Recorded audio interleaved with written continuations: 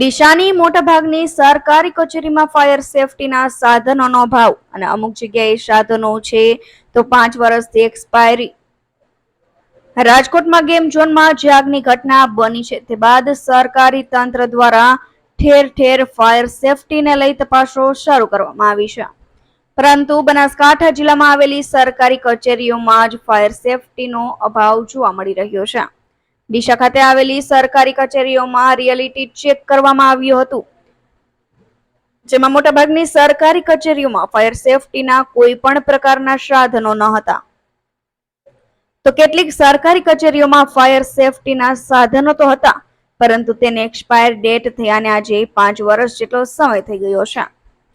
રાજકોટમાં આવેલી ગેમ ઝોનમાં જે આગની ઘટના બની હતી તેમાં અનેક લોકોના મોત નીપજ્યા છે. આ ઘટના બાદ સમગ્ર રાજ્યમાં ફાયર સેફટી ડિપાર્ટમેન્ટ દ્વારા ઠેર ઠેર સેફટીની સુવિધાઓ ઉપલબ્ધ છે કે નહીં તે તપાસ શરૂ કરવામાં આવી છે.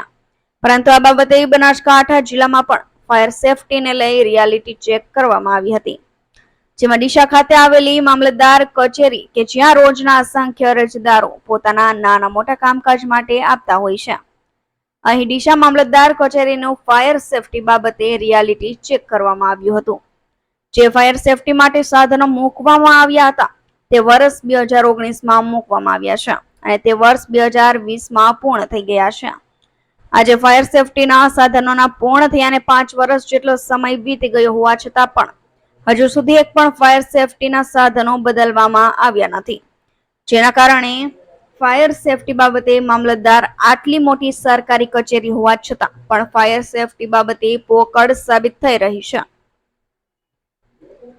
ડીસા મામલતદાર કચેરી બાદ ડીસા ખાતે આવેલી સિંચાઈ વિભાગની ઓફિસ ખાતે આ સિંચાઈ વિભાગની ઓફિસ બનાસકાંઠા જિલ્લાની સૌથી મોટી ઓફિસ છે અને અહીં રોજના અસંખ્ય લોકો અહીં પોતાના સિંચાઈ માટેના કામકાજ માટે આવતા હોય છે.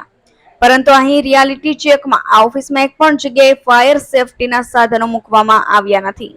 તેઓ સામે આવ્યો હતો તો આ સરકારી કચેરીઓમાં જો કોઈ કારણોસર આગ લાગે તો કોઈની જાન જાય તો તેના માટે જવાબદાર કોણ છે? અંકુર ત્રિવેદીનો report, Gujarat national TV news, Banaskantha.